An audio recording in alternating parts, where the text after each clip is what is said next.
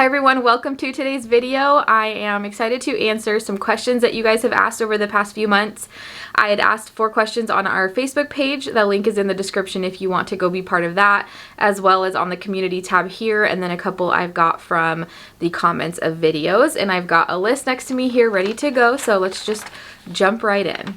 You look so beautiful, and I'm so lucky to be yours.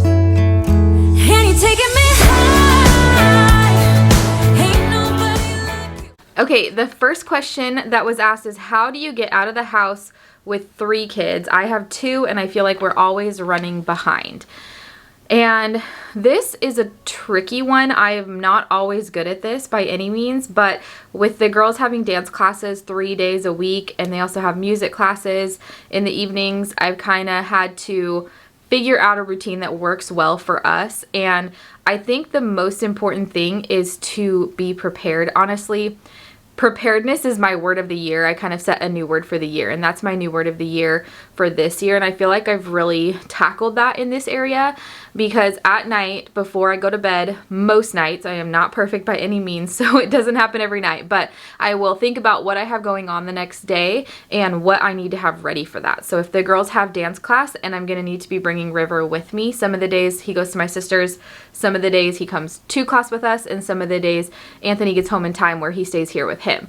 But if it's a dance day where he's coming with us, I know I need the fully stocked diaper bag, diapers, wipes, change of clothes, changing pad, a wet bag for his cloth diapers if we're using them at that time because we keep switching back and forth, some snacks, a couple like toys that aren't super loud and distracting at the studio to keep him busy, and usually that's about it for him. So I'll know, okay, I need to get all that packed. I know the girls have dance this day. They have Quinn has hip hop and Bailey has jazz and ballet. So I need to make sure that Quinn just wears tennis shoes for hip hop, but I need to make sure Bailey has her ballet outfit laid out and ready. Her ballet shoes are packed and her jazz shoes are packed. And then I usually put her hair up into the ballet bun between classes, so it doesn't like fling all around in jazz and become messy before she even starts ballet.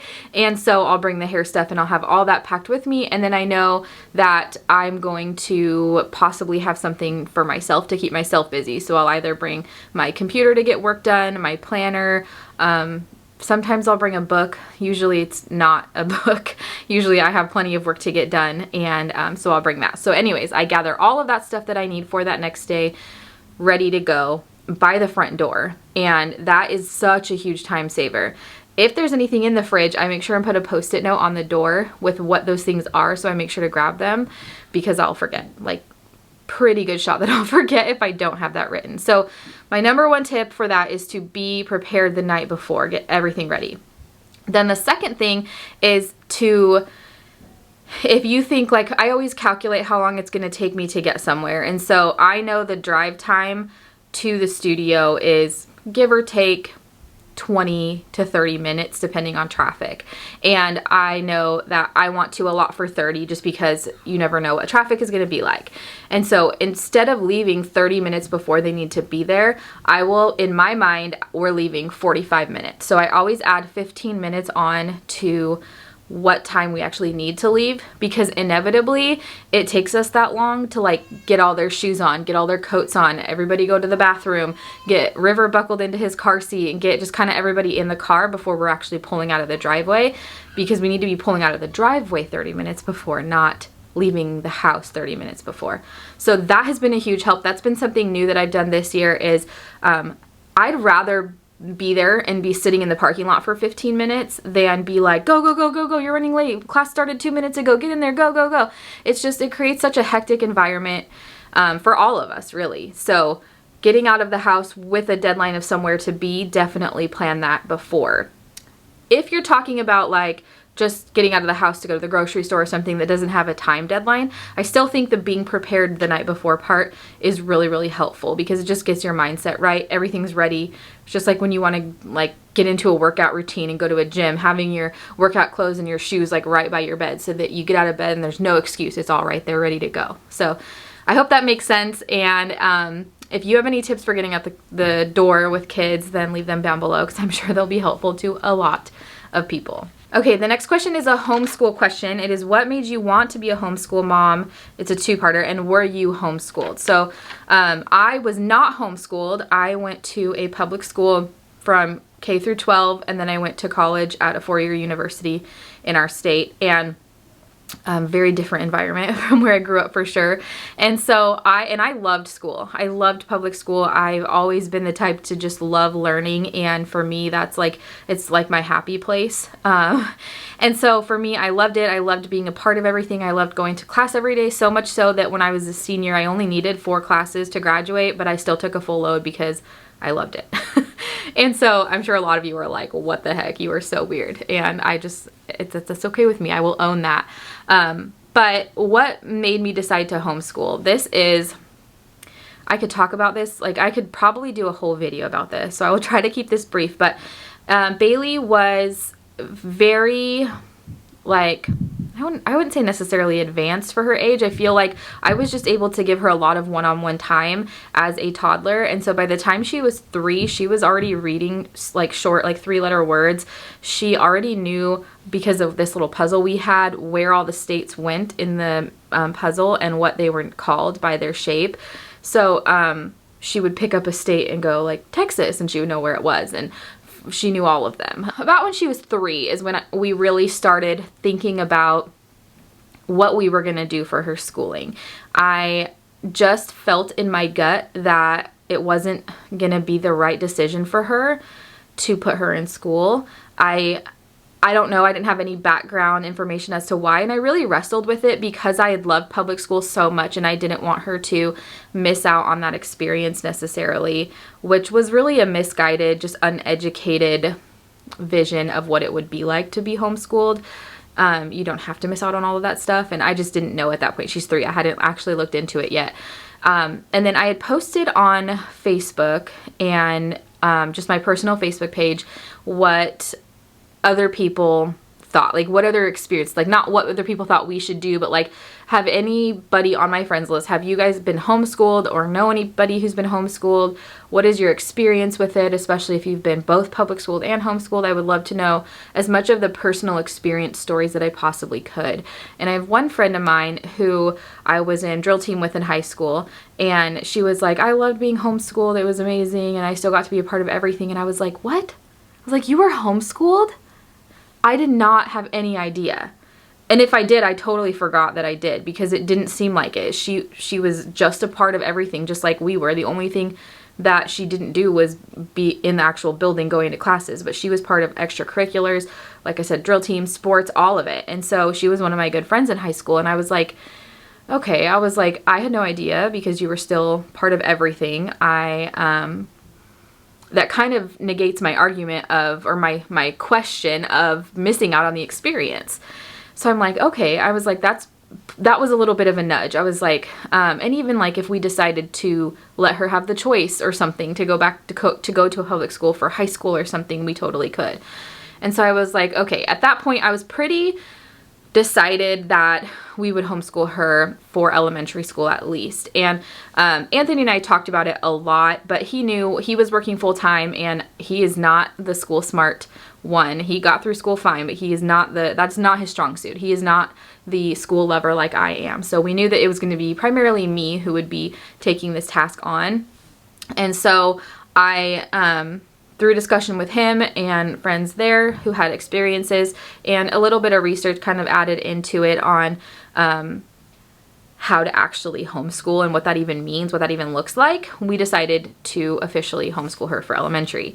With the honest thought that I would be putting her in school at least for high school, if not for middle school as well. So that was kind of what I went into it. And then since then, I mean, she's in 3rd grade now, third grade, what would be considered 3rd grade for her age. And we love it so much. We have no intention of ever putting her in school unless we absolutely don't have any other choice. Like, I don't know what would possibly cause it. Even if I went back to work full time, I would probably still find a way to make it work, because I wholeheartely believe that it's the best choice. So she just thrives with it. And so it's definitely the best choice for her. And now for Quinn as well. It's just, they're very different personalities. They have very different learning styles.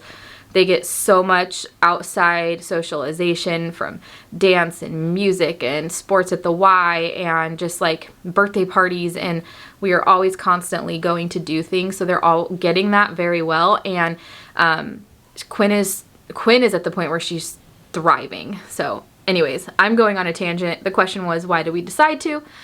That's why we decided to. And honestly, I'm gonna be honest here too. Initially, when we first started thinking about it seriously, the fear of putting our kids in a school when all you're hearing are news stories of shootings and shady teachers and like things that are gonna happen to your kids, not gonna happen, that could happen to your kids in school, and you're not there to protect them. Like, I know you can't be there to protect your kids all the time, but if there is an equally good or better option that you could choose for them for something that would also make them safer, then why not, in my opinion. So, very long-winded answer.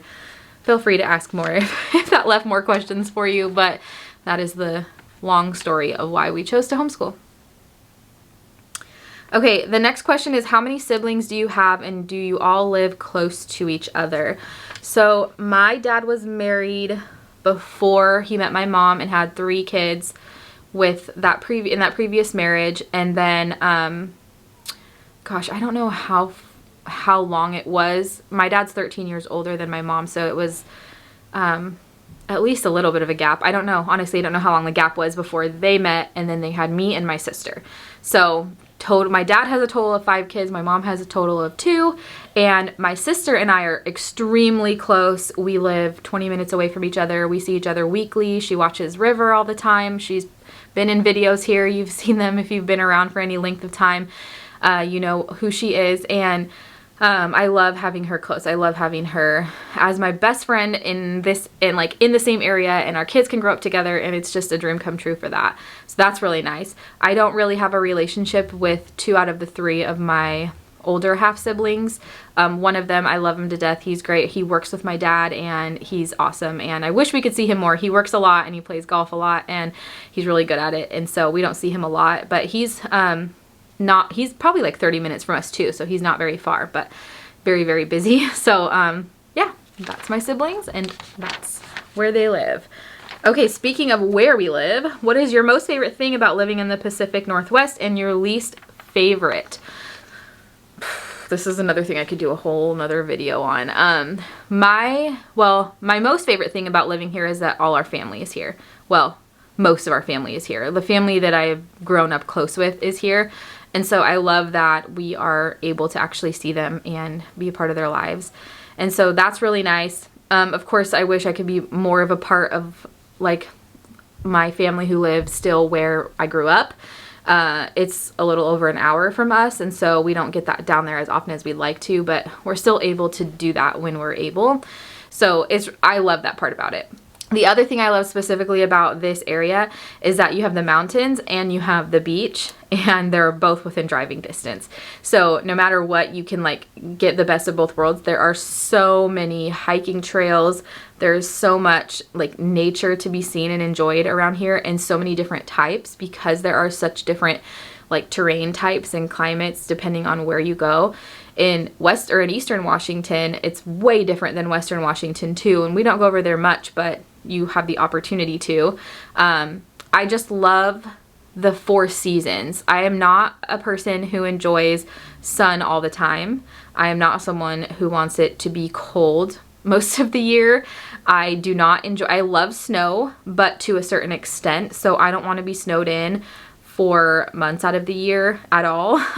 And I know places that do get a lot of snow have things, and they know how to handle it, but for me, like, it snows here for usually a few days, and it's enough. It's like usually up to a foot of snow, and it's enough to go play in and enjoy it, and then it starts melting off, and then life goes back to normal. And that's, for me, like, that's ideal. And so I love the fact that we have 4 seasons, because just when I'm getting tired of like hot 80-degree, 90-degree weather, it starts to kind of like get that crisp fall air going, and then fall air happens, and the leaves start turning, and the wind starts coming up, and it's like pumpkins and Halloween and all of that, and that's so fun. And then when I kind of start getting tired of that, then winter kicks in. It starts getting colder, and it rains here in the winter a good amount, but I mean, in the winter it's cold, so you're inside anyways for the most part, so it doesn't really matter all that much, to me at least. And you've got Christmas and all of the fun holidays. It usually snows here not until like January, February. And so we get that little bit of snow, and then when I'm kind of like over the rain and snow, it starts to become spring. The rain becomes a little less frequent, and the flowers start blooming, and the spring storms start coming in. There was one last week that was so cool. Like the thunder was so loud, and I caught it on video actually. I'll insert a clip right here, but I was filming like the hail coming down, and you just see a flash, and then you hear the thunder. It was like right over top of us, and it was so loud it like shook the house.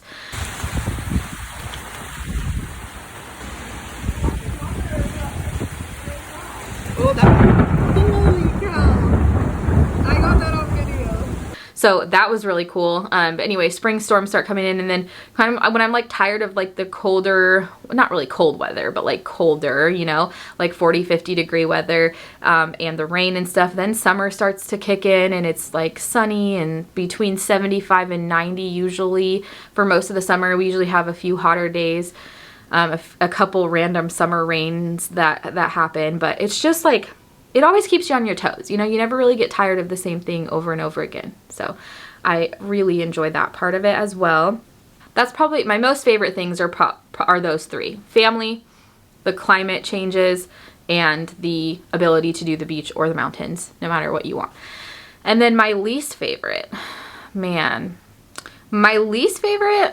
I would have to say probably the cost of living. It is very expensive up here, and it has definitely affected our lives in a way where we have to be a lot more careful about what we spend. We are still renting a home because buying is just insane right now in this market, and before the market went crazy, we weren't in a position to be ready to buy a house. And we are happy where we're at. We love our landlords, we love our neighbors, all of that. But it would be nice to definitely own our own home. It's just not in the realm of possibility right now until things change a little bit. We have, even in good times, the cost of living is still, like good economic times, I mean, the cost of living is still really, really high up here. And so that's probably my least favorite thing, but it's not enough of a detractor for me to overpower the things I love about living up here. So we have no plans to ever move anywhere else unless something major happens. And honestly, the only way I'd consider it is if all my family moves too with me, because I don't even want to imagine a life where we're living in different states, because we're so close that would just be like, my sister and I have a rule: we cannot move more than 30 minutes away from each other. That's how important that is to us. So yeah, that's the Pacific Northwest living and how I feel about it. Okay, the next question is, why did you start a YouTube channel? Initially, I started a YouTube channel because I wanted to capture memories of our family. I wanted to have videos to look back on. I wanted them to be able to look back on these when they're older, or if we aren't here anymore. And I think it would be really special for them to be able to do that. And I know I could have done that without like filming it and putting it on the internet or whatever. But so the secondary reason was I wanted to inspire people. We had some tough times for sure, and I've watched a lot of YouTube videos who just inspired me and motivated me to get out of the ruts that we were in, to become a better person. Just honestly, like day-to-day things too, like motherhood channels of moms just like cleaning their house, and it would get me up off my butt when I was going through like a depression period, and I would like clean the house, and it would just make me feel so much better. And just simple things like that, and it really gave me motivation to keep going. And I wanted to be that for someone else. So I wanted the memories for our kids and us to look back on, but I also really wanted to inspire other moms specifically, people in general, but moms specifically, parents specifically, to give yourself grace for your faults. And nobody's perfect. Everyone has faults. So to give yourself grace for those faults, to not try to be perfect, hence the name Perfectly Imperfect for my channel. But to know that like you can do it, that it might look different for each person, how you are able to pull yourself up by your bootstraps and get things done. For someone else that might look way different than it does for me, but I wanted to be able to help hopefully be a little bit of a spark and motivation to simplify motherhood, try to take out the guilt of it, show what real life looks like. We are not any picture perfect, all white home that's Pinterest perfect by any means, and we don't even pretend to be. And just, you know, just be that inspiration for people. So I hope that I am that for people. I know that I've had a couple people reach out thanking me for that. So even if that's all it is, to me, that's enough. And then of course, I did not expect like quick growth by any means on my channel. I was not like, I'm going to start this YouTube channel so I can make money. Like that was never, I didn't even think that was going to happen, honestly, that I was going to get to a point where I was making money and being able to like pay a bill with what I make from YouTube each month. But I'm extremely thankful that it has gotten to the point where I am able to do that, even though it's not much. And so now I have added on that as like having this as a backup stream of income for our family. But it's my goal to be able to do that, but for that not to become the focus. Like I still want the whole goal of my channel to be inspiring other parents, specifically moms, and motivating you and showing you our imperfect life and that you're not alone, that you don't have to have everything, all your ducks in a row by any means, that everyone has different strengths. Some of my strengths may be different than some of yours, and that you shouldn't think of those as shortcomings because what I am weak at, you may be strong at. And so that's my primary goal. But if I can make this into a stream of income for our family where we have more stability and more opportunities for our family, then that's amazing to me.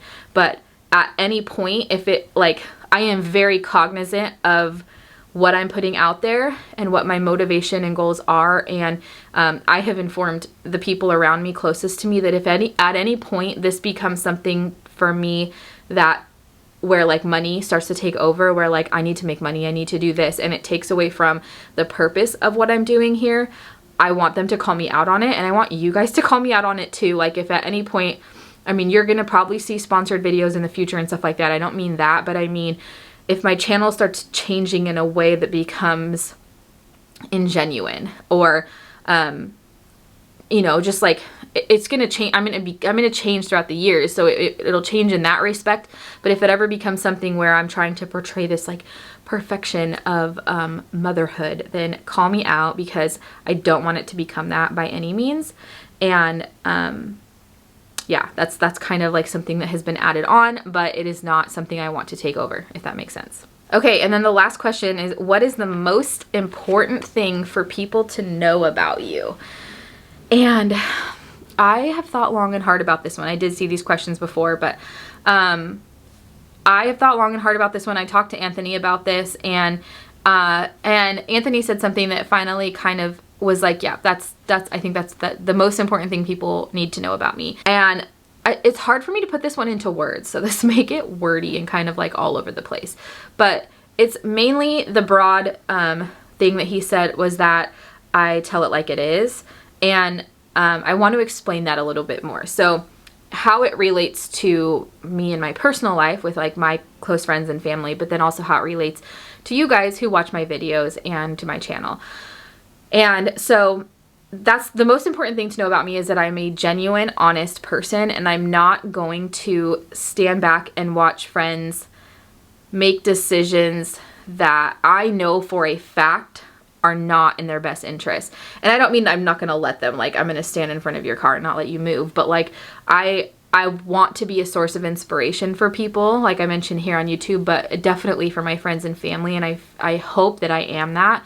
And I feel like I am because people do come to me for advice on things that I feel competent in, like budgeting and organizing and parenting and things that I feel like I am really good at. And it's okay to say that you're good at something. That's another thing. Like if you are good at something, own it. There is nothing wrong with being good at something and owning the fact that you are. You don't have to be cocky about it, but everybody's good at something. So own the things that you're good at. Anyways, that's a tangent. But like if someone's gonna make a decision in their life around one of those areas that I feel really knowledgeable about, or I've had personal experience going through and had to dig through trenches to get through, and I can be a voice of reason for them, or just kind of like a devil's advocate saying like, I don't think that's a good idea, and here's why, I'm going to be that person. I am not the person who is going to congratulate somebody on a brand new car that they just bought with a $500 a month payment, and they've just added this huge load of debt to their family and brought it into their lives. Most of them unknowingly that it's not a good idea. I'm hopeful that someone would bring it up and ask my advice before doing that, but I'm not going to be fake, is kind of what it boils down to. Like, I'm not going to be rude. I'm not going to be disrespectful. I'm probably just most of the time going to keep my mouth shut. Something's already happened. There's really not anything I can do about it. But if someone comes to me for advice about it or is talking to me about it, I'm going to give my opinion. I'm not the type to butt in where I'm not being asked or anything. Like, I'm not going to go into Facebook comments of strangers and be like, nah, you shouldn't do that. Like, that's not me. But if someone is actively asking my advice or talking to me about their decisions and I don't feel it's smart, I'm going to bring up why that is the case. And if they still make their decision, then obviously that's their choice. But that is kind of with my friends and family. Like, that's how I handle that situation. But then most importantly for you guys to know about me is that that translates to YouTube too. I am not going to BS you. I am going to be honest. Everything that comes out of my mouth is honesty. There are things that I say that don't actually happen, like the last video I did was my monthly reset, and River's clothes in his drawer behind me needed put away for months now. And I have been saying, okay, I need to do that. My next get it all done, that's what I'm going to do. And when I say those things, I have full intentions to do that. I just get overwhelmed or forget, or it's just things happen. But I fully intend, when I say the things that I say, I fully intend that they're going to happen. But I'm never going to lie to you guys. So if there's ever products that I recommend or sponsored videos, they're going to be things I wholeheartedly stand behind. If I'm telling you about my life, my feelings, I have a video coming up next month on my spiritual journey that I'm like shaking nervous to film, but I'm going to be honest. And if that gets flack and stuff from people, then so be it. I have a pretty thick skin, otherwise I wouldn't be here. Hopefully it will just get lots of love, and we'll see. But anyways, that's a whole nother thing. We'll see next month what happens with that. But yeah, that's the most important thing to know about me, is I will always be real with you. I will always tell the truth. If I make an imperfect mistake and something comes out of my mouth that is not truthful, and I figure it out either by being called out on it or by realizing it myself, I will apologize for that and make myself better. And I'm always open to constructive criticism. Like, I welcome it. I'm not just open to it, I welcome it. If someone has something that they see in a video of mine where they're like, I don't know about that, I want you to tell me that in a respectful adult conversation type of way, because I want to be a better person. So I am not the type of person that's going to be like, how dare you judge my parenting? How dare you do this? I'll be like, oh my gosh, thank you. I never thought about that. I'll definitely look into it. Or, wow, I never would have even noticed that that was the case. Thank you for pointing it out. Like, I want to be a better person, a better mom, a better wife. And if you guys can help me do that, then that's, for me, a bonus. So my permission to call me out on things like that in a respectful way. So I think that's it for now. It's kind of a long video already, so I think I'm going to cut it there. But if you have more questions for me, leave them in the comments, ask them over on Facebook. My email is always in the description. You can email them to me, or post whenever I post a Q&A, ask on my community tab. You can ask there as well. And I hope you guys enjoyed this, got some insight into who I am and where my thoughts stand on all of these different things. But for now, remember to stay humble, be kind, and I will see you next time.